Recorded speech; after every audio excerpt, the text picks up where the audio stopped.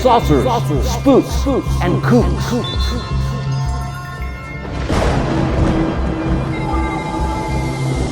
UFOs are serious business. So welcome to the first ever episode of the Saucers, Spooks, and Kooks podcast. With me, your host, Adam Go Rightly, author of a book by the same name, which is Saucers, Spooks, and Kooks, UFO Disinformation in the Age of Aquarius. And your other host is Chris. Why don't you introduce yourself? My name's Christopher Graybill. Happy to be here on the first episode of Saucers, Spooks, and Kooks. And you are the director, producer of a film by the same name, correct? How did that all start? I read your book. And I emailed you, or it was a message on Facebook, actually, that I sent you. I loved the Breakfast with Tal chapter. That was one of the big things that sold me on the book. Also, of how the old history of UFOs kind of put in context everything that has been going on for the last decade in UFOs. And you approached me, and I said, "Sure, let's do something." And we got to know each other, and eventually hit the road and started interviewing folks. This was in spring of 2021. Just a little editor's note here that it was actually in May of 2022. That's right. It was in May when we took the trip to Albuquerque and Dulce.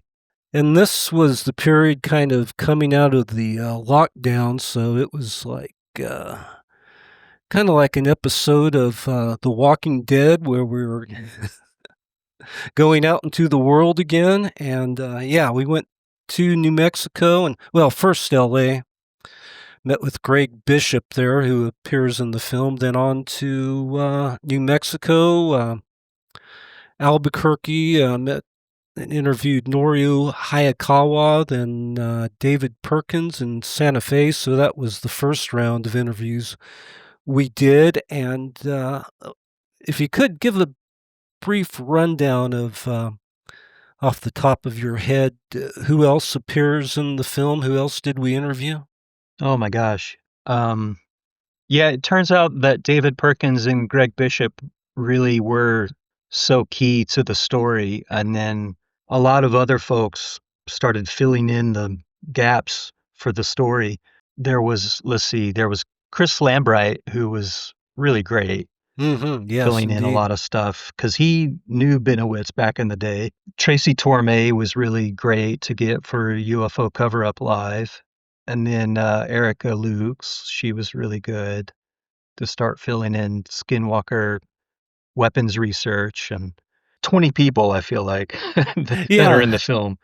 Those are some of the people who appear in Saucers, Spooks, and Kooks. Also, Doug Curran, Barry Greenwood, Sarah Scholes, she was amazing. She knows her stuff. And that's part of the reason for this podcast too. We probably interviewed upwards to how many people? Maybe as many as 20, and not everything could make it into the film. In fact, we had a lot of material left over, which was kind of part of the motivation of doing this podcast, to share a lot of these extras that weren't able to make it into the film. Some of these interviews and different things we learned along the way. So that's one of the reasons for the podcast, and to promote the film, which is called what? What's the name? Saucers, Spooks, and Kooks. Correct. The same name as the podcast. I was going to say the Mark Jacobson and Robert Guffey were a couple of interviews that really got cut short. I mean, I think I have like 2 hours of Mark Jacobson, and he's in there for like maybe if 2 minutes at if even to that. So Right. And Mark, lots of extras for those guys. yeah, Mark wrote the book uh, on Bill Cooper, Pale Horse Rider, I think it is, off the top of my head. And that was a really good interview, but it started going beyond the scope or the time we had to fit it into the movies. So that will definitely be material for a future episode focusing on Bill Cooper. Yeah, I mean, Bill Cooper was one of those guys that really, he was kind of a gateway for me to get into this stuff back in the day. So Yeah, definitely. Me it too. was really cool to talk to Mark about it. And so, yeah, those are just some of the folks, and we're forgetting other folks as well. But so, yeah, and the motivation that basically inspired me to write the book, or what really got it rolling several years ago, was my meeting Tal Levesque. And you'd mentioned that there's a chapter in the book called My Breakfast with Tal. And that's kind of what this episode's going to be about, this first episode, which I thought we'd call Who Was Tal Levesque? And part of it will include my meeting with Tal, once again, which was I wrote about in the book, the chapter My Breakfast with Tal, and we've created a dramatic reading of My Breakfast with Tal.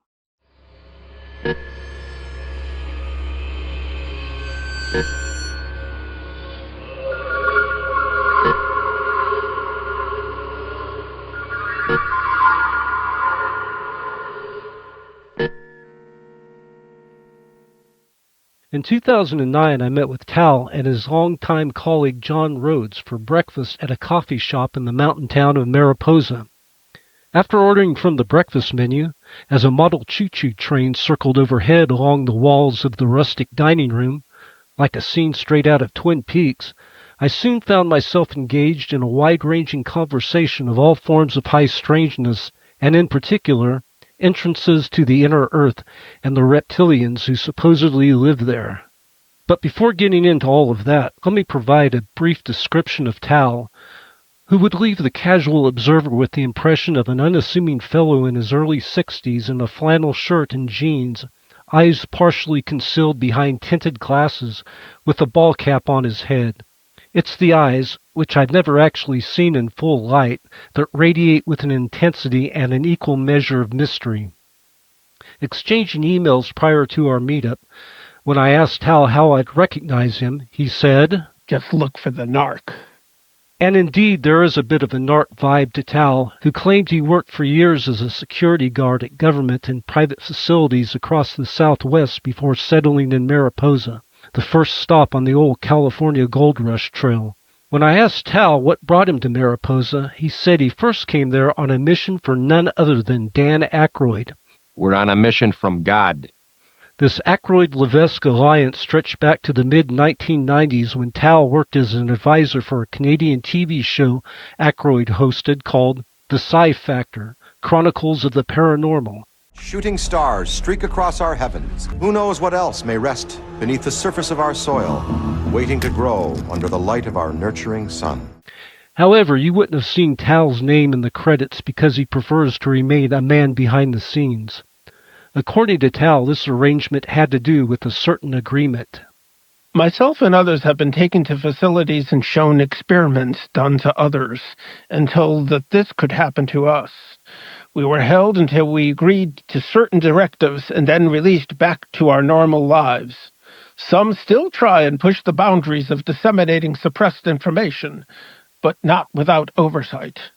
In the early 2000s, Tal said Aykroyd recruited him to scout out a location in Northern California where he could set up a base of operations and a venue for a House of Blues franchise.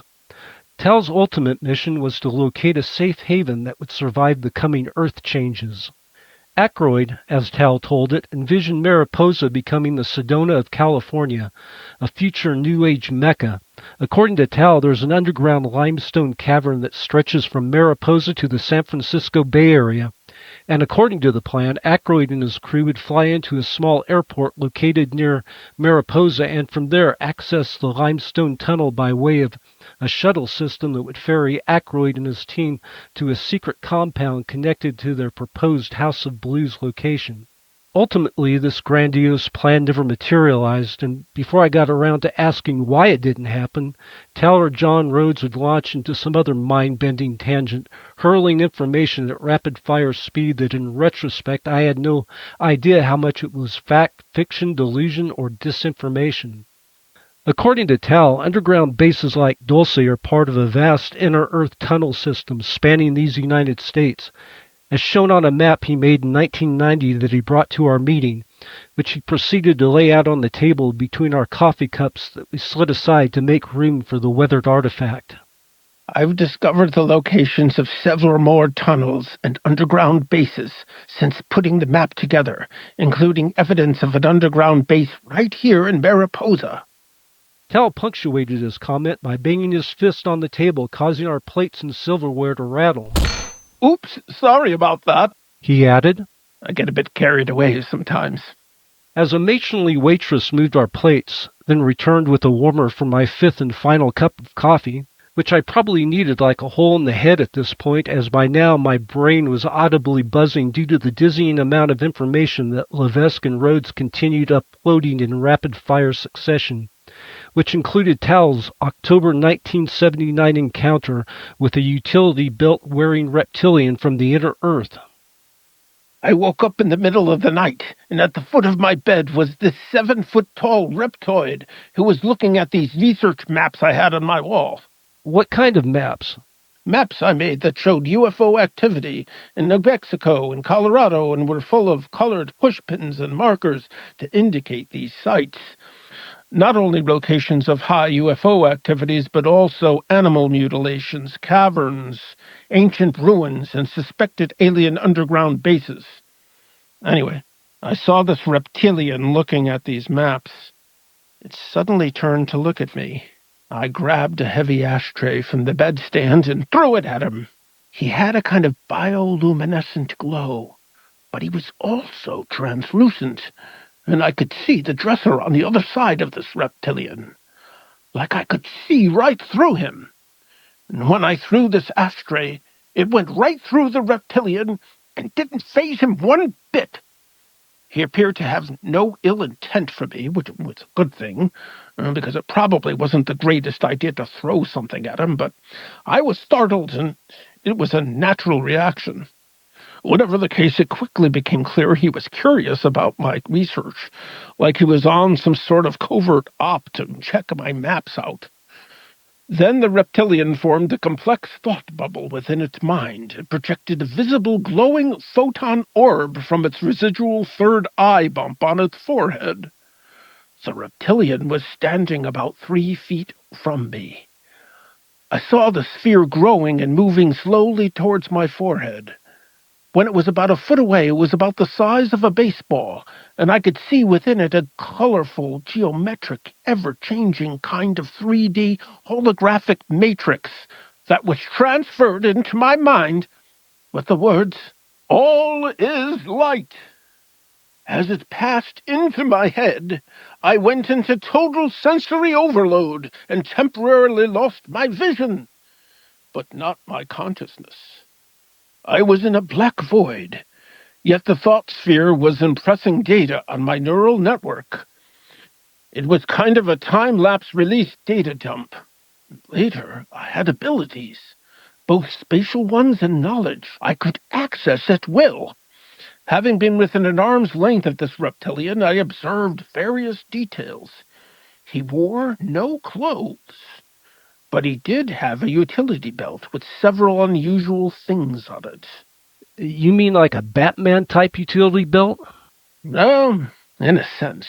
One device on what I'm calling this utility belt had a small orange light on it. When the reptoid touched it, It allowed him to simply disappear. What exactly do these reptilians look like? I mean, are they like those slee stacks on the Land of the Lost? You remember that show? Or maybe that big lizard guy Captain Kirk traded fisticuffs with on Star Trek?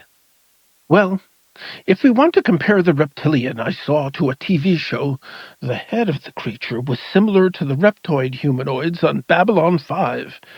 This guy had scales, and the eyes were slit serpent-like, very strange, flame-like, and flickery.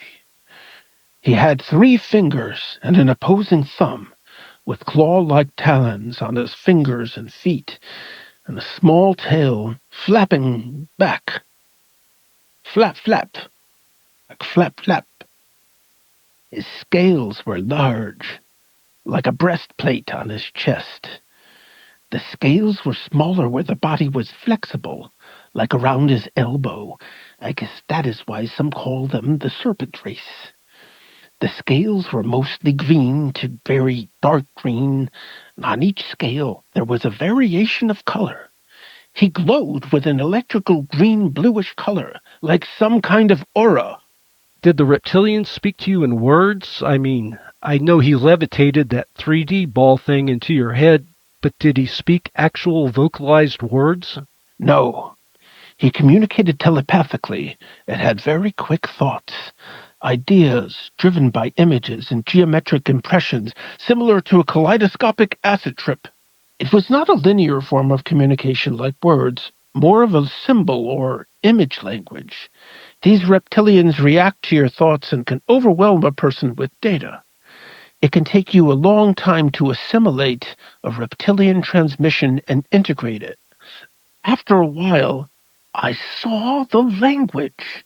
These thought-form constructs the reptoid used to pass data. And man, these things are straight-out data freaks. Because of this encounter, I felt compelled to quit my security job in Santa Fe and move to Albuquerque to test at the Technical Vocational Institute as a laser electro-optics technician. My score was so high they took me immediately instead of having to wait for years like the other applicants. I would not have been able to pass if the reptoids hadn't put compressed data into my head. Our meeting of the minds came across at times like a massive data dump with a fair amount of pseudoscientific buzzwords thrown in for dramatic flair. Like when Rhodes started going on about how certain humans with highly developed chakras would come into alignment with the Kundalini snake spirit on December 21st, 2012, when the Mayan calendar was supposed to end and paradigms would suddenly shift, as those among us who had their pineal glands lit up by this December 2012 Kundalini snake spirit event would ascend to a higher plane of consciousness. Or something like that. Quite honestly, I couldn't really keep up, nor did I even try. Yet I also sensed it was all just so much New Age psychobabble, and that Tal and Rhodes may have been testing me to see how readily I would lap up any of this stuff. Just the same, I put on my best poker face and let it all roll over me. When Tal excused himself to go to the head, I mentioned to John Rhodes that many of Tal's Inner Earth stories reminded me of Richard Shaver's Tales of the Deros. Rhodes told me that yes, Tal had actually known Shaver during the 1970s and that Tal and his wife, Mary Martin, visited Shaver at his home in Arkansas. It was during this period, the early 70s to mid-80s, that Tal and Mary published The Hollow Earth Hassle, a magazine devoted to all things Inner Earth. When Tal returned, I asked him about his friendship with Shaver and how, over the years, many people have viewed Shaver as a madman. My face-to-face contacts with Shaver impressed me. When Richard thought entities were around, he would pound the shaft 3 times on the floor. Well, that is something that was done in the Celtic tradition also. So calling him unstable might be what some people would say. We called him a good friend and gracious host. So what were the Deros? Are they the same as the reptilians? Shaver considered the Dero and Taro both to be physical beings. Other people didn't like that, wanted them to be astral, jinn-type demons. The Dero are mirrors that reflect your anti-life ways of being. The Taro are you, as pro-life creator. Both are part of the illusion, the matrix as some are calling it now. The conflict is in our minds. These beings are based within the planet from another vibrational level inside this planet. So it all depends on perspective and point of view on how you want them to fit in with various philosophies. On one hand, I believe they can go from physical to discorporate, and that some are more ghost-like. Yet another type are able to become physical, then return to the dark plasma realms. In fact, you could enter a cavern opening on the surface as a physical human, and the deeper you go, you will lose physical mass around your astral etheric matrix body, and then cross over into another dimensional realm. If you returned to the surface quickly, you would be glowing and be able to hover above the surface of the ground. In a short time, physical matter would start to accumulate around your matrix plasma form.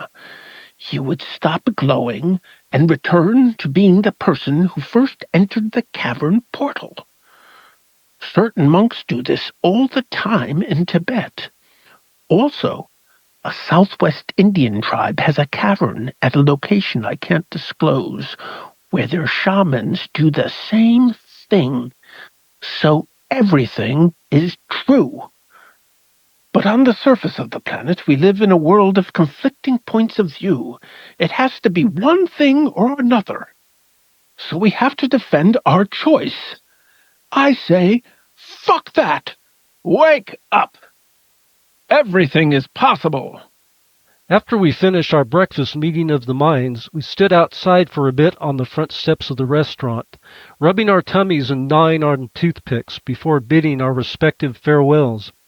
As a parting gift, Tal produced one of those laser light pointers, the kind that make a little red dot you can flash around that drives cats crazy and provides humans with endless hours of amusement. I jokingly inquired if this was a special laser pointer that would open up inner Earth portals, to which Tal offered no direct response, aside from a slight wry smile. Tal later emailed me with information that confirmed, more or less, that laser pointers can indeed open inner Earth portals. I guess, as he said, everything is possible.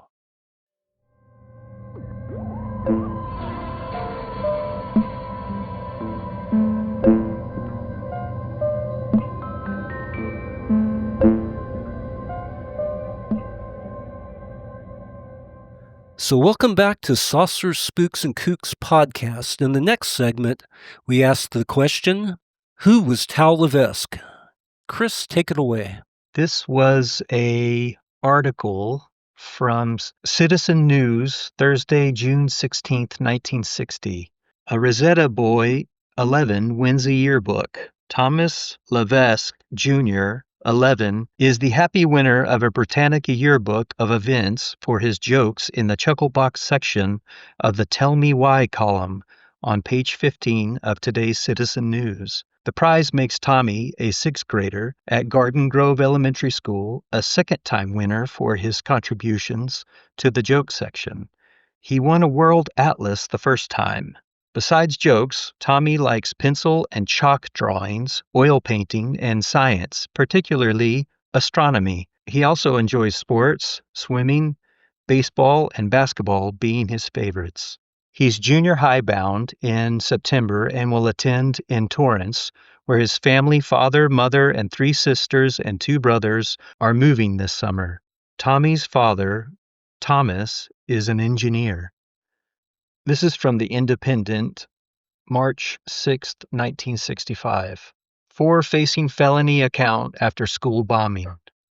4 boys were arrested Friday and booked on felony charges stemming from the explosion of a homemade bomb Wednesday in a South High School corridor 30 seconds before it would have been filled with students. The boys arrested at the school carried identification cards saying they are members of an organization called CODE, which they said stood for Council of Destruction and Extortion. Booked on charges of placing explosives in a public building were David R. Castle, 16, Terry C. Cigarata, Thomas A. Levesque, 16, and John G. George, 17. Juvenile officer Philip Joseph said the boys admitted planting a 5-inch carbon dioxide cartridge filled with gunpowder in the hallway lighting fixture. Exactly how it was detonated was not learned immediately. They said they were the only members of the code organization. School authorities revealed they had considered calling off Friday night's California Interscholastic Federation basketball playoff at the school because of a rumor someone planned to set off a similar explosion during the game. According to Joseph, the bomb was to be placed inside a trophy case in the gymnasium and detonated.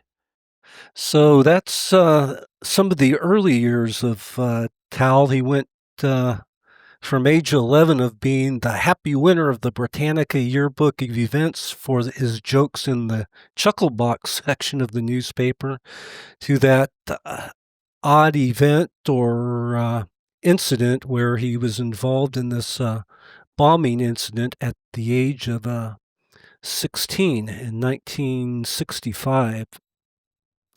So that's all we really know. I've been able to learn about that incident. I've trying to dig up more information, what occurred in the aftermath of that. So with Tal, apparently, as he got into his teens and early 20s, he got into psychedelics and created artwork with a sort of occult psychedelic sensibility to it. An example of which we'll post on the Substack. One of the things he created was this crazy psychedelic painting that I actually tried to buy from Tal at the time, but he wasn't interested in selling it to me. He'd painted back in those psychedelic days. So, Tal was also into 70s psychedelic progressive music, and one of his favorite albums was Remember the Future by the band Nectar.